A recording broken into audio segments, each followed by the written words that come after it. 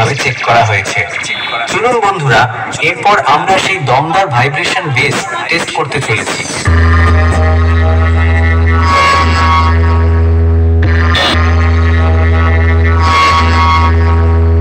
সমস্ত টেস্টিং প্রক্রিয়া সম্পন্ন হয়েছে। এবার গানের ভোকাল, টিউটার ও বেস একসাথে নিয়ে দক্ষিণ 24 পরগনার স্টাইলে সাউন্ড চেক শুরু করলাম। আপনারা সবাই আনন্দ উপভোগ করুন। ধন্যবাদ।